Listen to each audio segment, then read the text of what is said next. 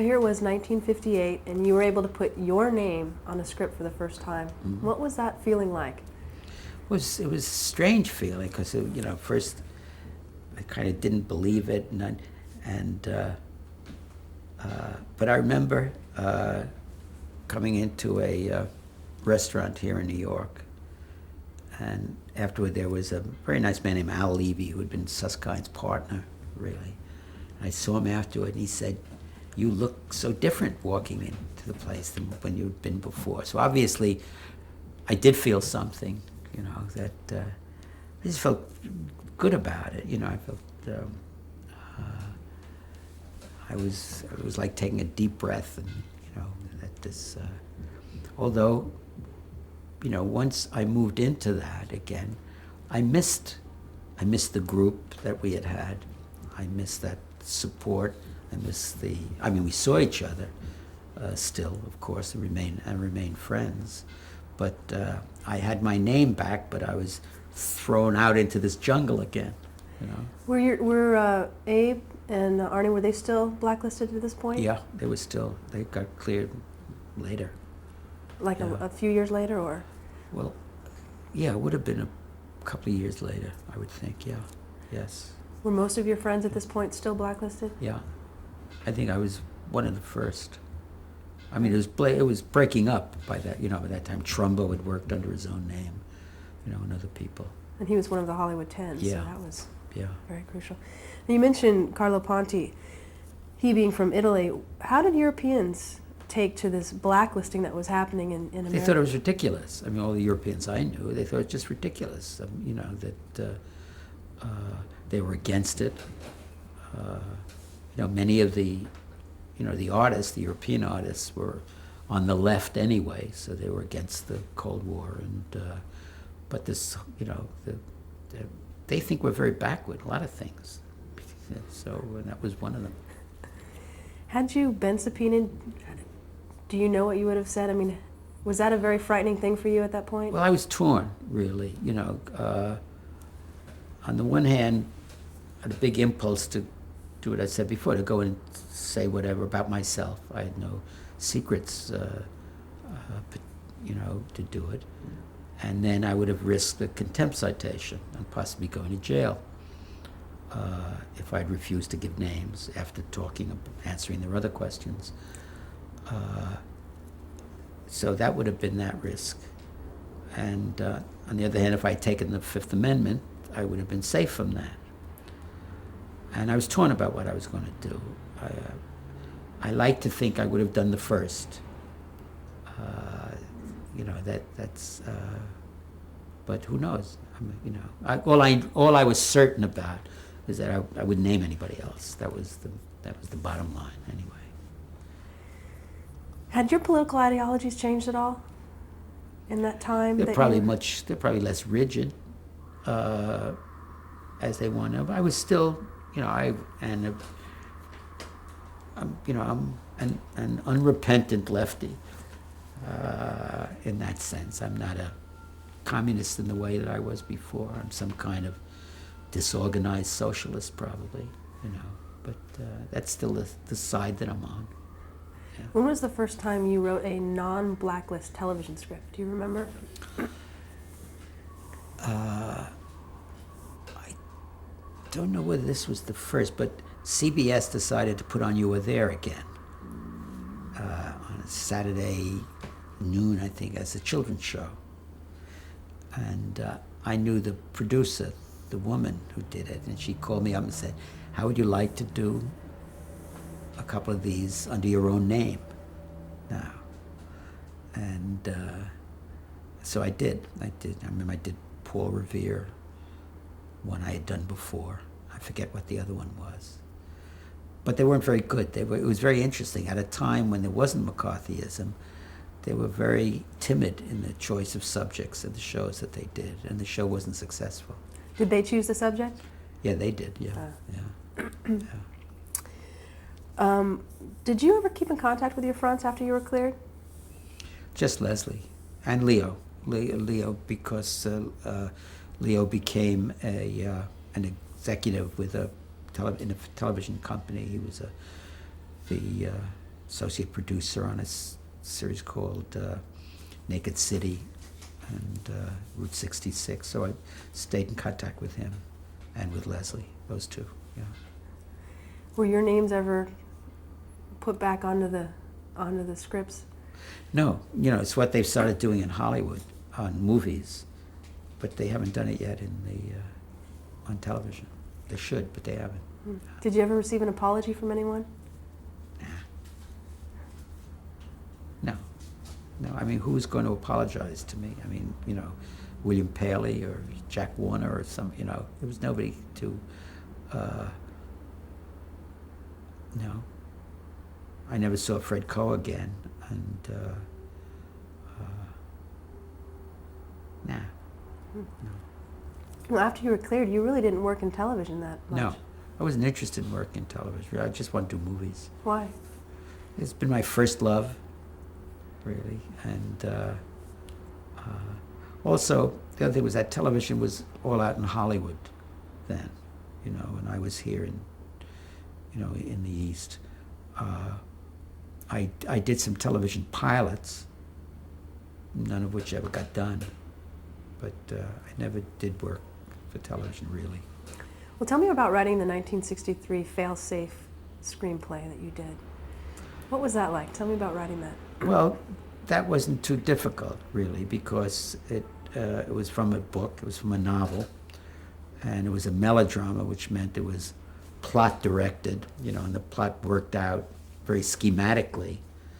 So it was really a relatively simple job to do. It wasn't hard to do. You know. Who was the director for that? Sidney Lumet was the director, and Fonda was in it.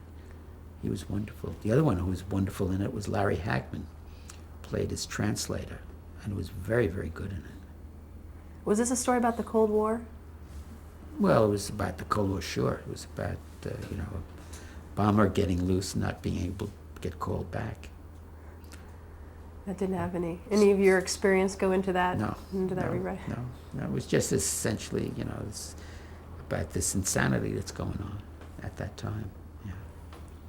Well, 1976, you wrote The Front, which is Yes. a great movie. Tell me about writing that and what provoked you to go ahead and do that. Well, Marty Ritt and I, who had both been cleared by then, Marty had been blacklisted for a long time also, had always wanted to do something about the blacklist, a movie about the blacklist. And the idea we had essentially was to do a straight story, a dramatic story about somebody who's blacklisted, who he is, why. We couldn't get anybody interested in it. I mean, the studios just said, forget it. Why? They didn't want to go near the subject. It was still too hot politically about, you know. And so we would come back to it every once in a while over the years as we were doing other things. And then we came upon the idea of, let's go at it sideways. Let's do it as a kind of a black comedy and use the front as the protagonist and say everything we want to say,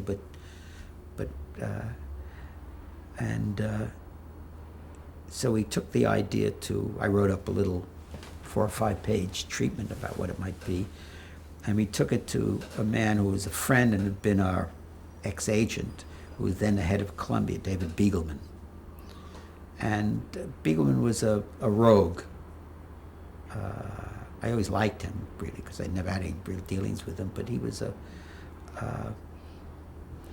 mischief maker in many ways. And he liked doing anything that was perverse. You know, finally got him into a lot of trouble later on. But and so he read the treatment. He said, okay, you know, I'll give you money for a script. And he gave me a small amount of money to write a screenplay, first draft screenplay, which I did. And then he said, okay, yeah, this is interesting, we'll do it if you get a star. So he said, well, who are you thinking of? Who was he? He was thinking Warren Beatty, Robert Redford, Paul Newman, you know, the stars, yeah, Clint Eastwood or whoever was around. And we didn't want any of them for it. And we didn't know what, you know. And then I remember Marty and I were playing tennis or something, and he suddenly said, what about that kid? I said, what kid? Who are you talking about? He said, you know, that funny kid, the kid who's been very... And I finally got out, he meant Woody. And I thought that was a wonderful idea. And we called Beagleman. He said, yeah, that would be acceptable. And Woody was just getting hot then. It's Woody Allen. Yeah, Woody Allen. And so we sent the script to Woody, and he said okay, and that made it possible, really. How autobiographical is the script? Well, it's autobiographical in the sense that a lot of the events in it happened, really. There's an incident in it when Woody takes his character takes Zero Mostel up to a hotel in the resort hotel to perform, and that was really based on my taking Zero up to perform, and the same incident happened. I mean, the character himself that he plays is totally fictionalized, but a lot of the other stuff in it, how people were blacklisted, what happened, and there's a little moment in it where Woody is asked to change a script because it mentions the gas chambers in Germany and the war, the concentration camps, and the sponsor's a gas company, wants to change. That actually happened, really, and so a lot of it is based on it, and we also hired a lot of formerly blacklisted actors whom we knew to be in it. You want to cut? Let me cut for a second. We were just discussing how you had actually hired blacklisted actors who were blacklisted at the time to appear. To be in the front. Oh yes, very deliberately. I mean, there were actors whom we knew could play the parts. They were good actors, but we went out of our way to, it was kind of thumbing our nose and saying, well, we're still here. Yeah, the credits are great when you purposely I was point against that. Really? At the end of the movie, putting the years that people were blacklisted. I thought it was kind of, asking for sympathy in a way, but apparently it had some effect that people reacted to it. How did Zero Mostel react to his role? Well, like he reacts to everything. He grumbles but what was interesting about Zero is that the incident in the movie is when he goes up to this resort and where he had played before being blacklisted for $2,000 or $3,000 a night, and they'd cut him to $500. And when he gets up there, he accepted that bitterly, but he needed the money. When he got up there, they cut him in half again. And that actually did happen to Zero when I took him up to this place. And he went on and performed in a rage, just a rage. And this big audience, 1,500 people in the audience. And he kept cursing at them in Yiddish and calling them names. And the more he did that, the more they laughed. The more they thought, and he couldn't get off. And it was awful to see, because he kept doing the act and they kept loving it and applauding and bringing him back. And finally, when it was finished, we went off and he sat with him while he drank a whole bottle of whiskey. And I put him down, and that's what I wanted him to do in the movie. And he wouldn't do it. It was still too painful for him to recreate 20 years afterward, whatever it was. So the parts meant something, to people doing it. Do you remember, where were you when you saw it for the first time when it was shown? The movie? Yeah. Well, I'd seen it obviously when we screened it for ourselves. I didn't go to the opening here, I know, because I remember being home the weekend it opened. I think in San Francisco, I think I saw it for the first time through. What was your reaction? Oh, it's my reactions to anything I do. I just think, I just look at all the mistakes. That's all I see is, oh God, I should have done this, and this, I cringe at that, and but that's me. That's.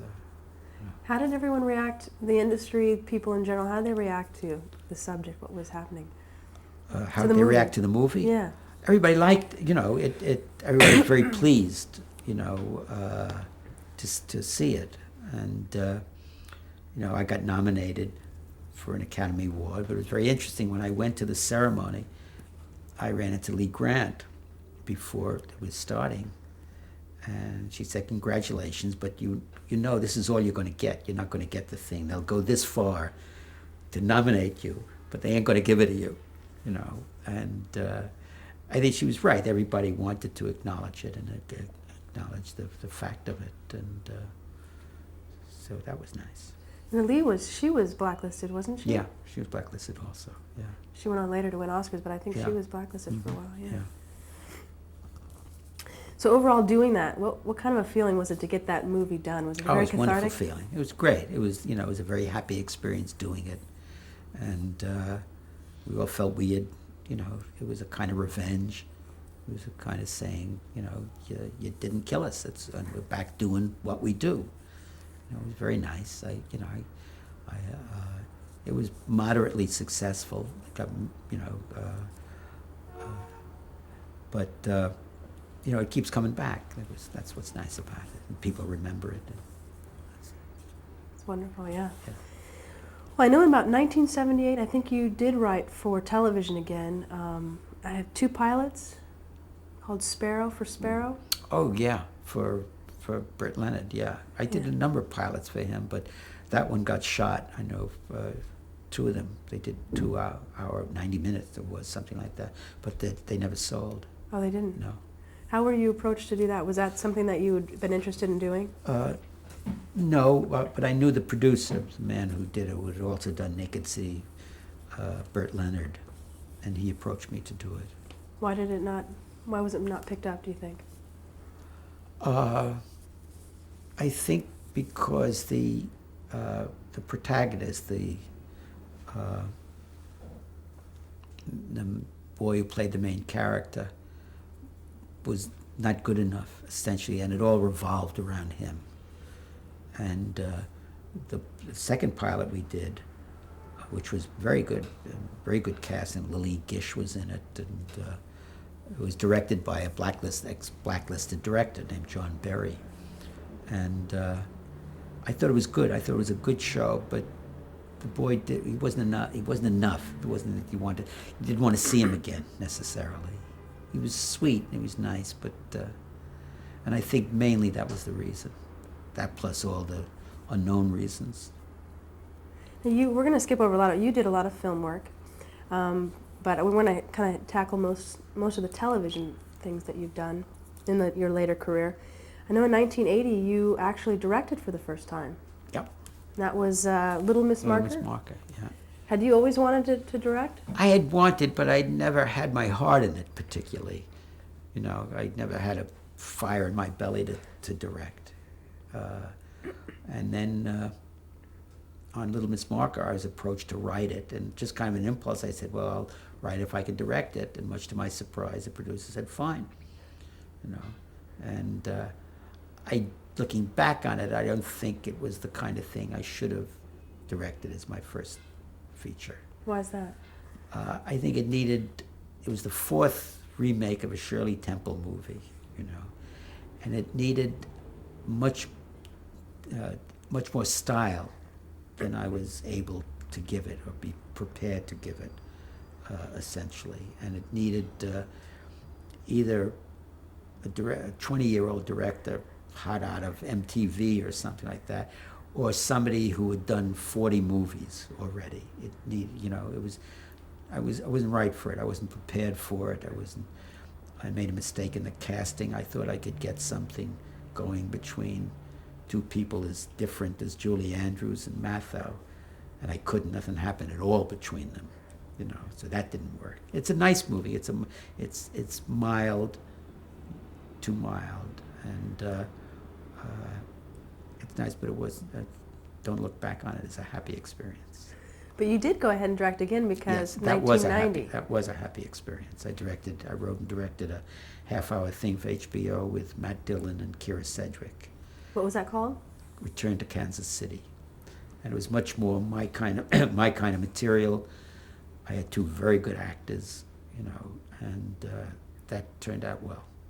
What kind of a director are you? What kind of demeanor do you have with your actors and those on the set?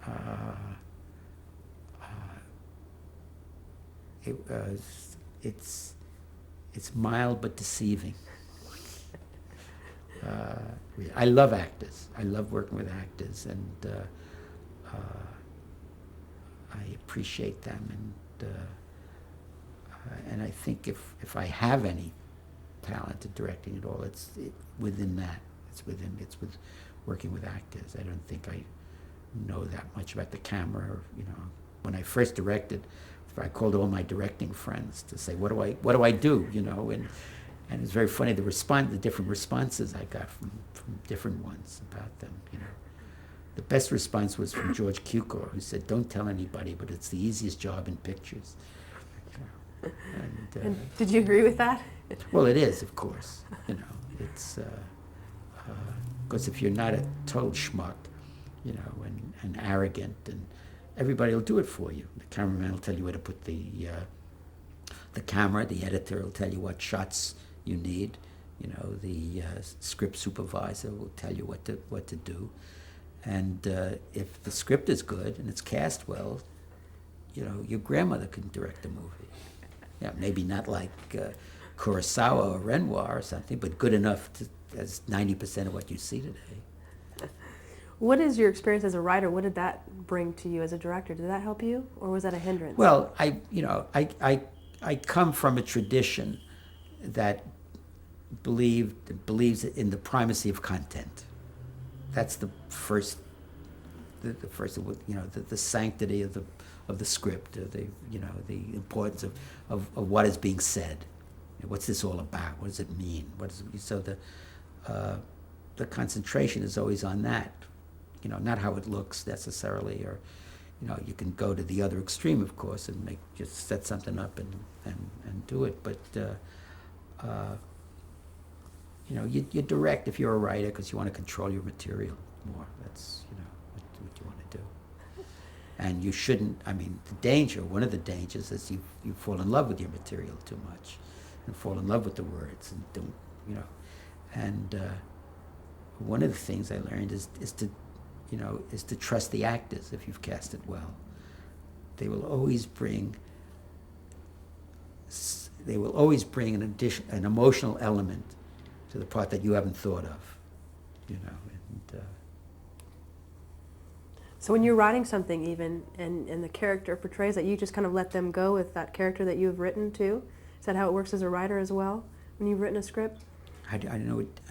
Once you've written a script and you've written a character, and that actor comes in to play that character, do you give them much guidance, or is it all big? Well, I see what they're, presumably they've read the script, they know what the character is, and I see what they're doing with it, where are they going with it.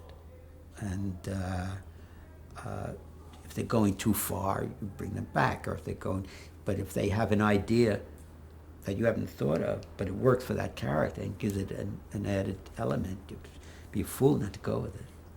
Did you ever direct after your HBO show? No, I'm supposed to write and direct another one for them that I'm busily writing now, which will be another half-hour thing.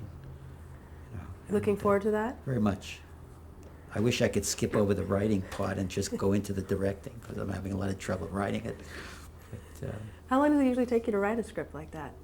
Oh, that depends. This one is a very difficult idea. It's an intriguing idea, but it's a difficult one to dramatize.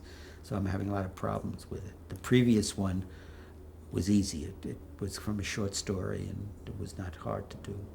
So it depends what the material is. Well, I know, getting back to your writing, I know in 1994, I think, you co-wrote an HBO special, The Doomsday Gun, a show for them. I rewrote it. You rewrote it? Co-write it, yeah. They had a script that needed work, and I rewrote that. How do they approach you? How do you do a rewrite? Explain the process of rewriting. Is it just what it is? I'm afraid that's what it is. It's I don't know, you take, first obviously you talk about it with the producers or the director, if there's a director on it, or you see what you feel is wrong with the script, or why it needs a rewrite. And in some cases, when I've done a rewrite, I've just thrown out the other script, really, and not gone for it. In case of Doomsday Gun, I used some of the material, not all the material, but some of it, and rewrote scenes, rearranged scenes, rewrote it. Have you ever been rewritten? Yes, yes, yes. Yeah, a couple of times. I think Did it? didn't you early days? I think you were rewritten once, and that was very unsettling for you. I remember Columbia back in like the '50s, early '50s, I believe. I think you'd mentioned that. I'd read it in your book about how it. Then it was probably. But I was true. always curious Yeah. how it felt to be rewritten. Well, it depends on how you feel about what you've written. I wrote a script for a movie called The Electric Horseman, really, and I so it's fine. Steve McQueen was going to do it, and then he died, and Redford came into the picture, and there were certain things I had written in the script he wouldn't do, that McQueen would have done, but Redford wouldn't do. Then Redford took it, because I remember Martin Ritt was supposed to direct it. I had written it. And we had a meeting with Redford here in New York. And I came away feeling pretty good about it. I know there's certain things he wouldn't do, but otherwise he said he liked the script and whatever. And Marty Ritt and I went to visit our mutual agent here. And we told him we had this nice meeting with Redford. And he said, well, I'll tell you, fellas, you might as well know it now. What's going to happen? He said, you're both out. And I said, what do you mean both out? He said, I'll tell you exactly what's going to happen.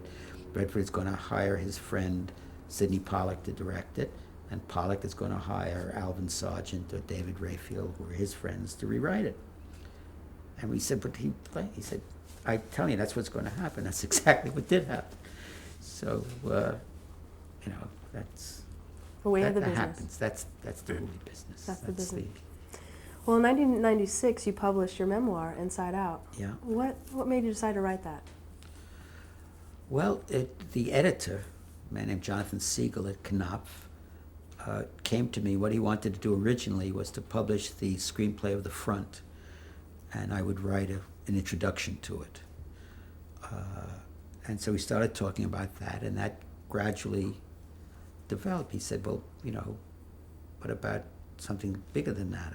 And so I wrote a prospectus for a memoir, which they, much to my surprise, accepted.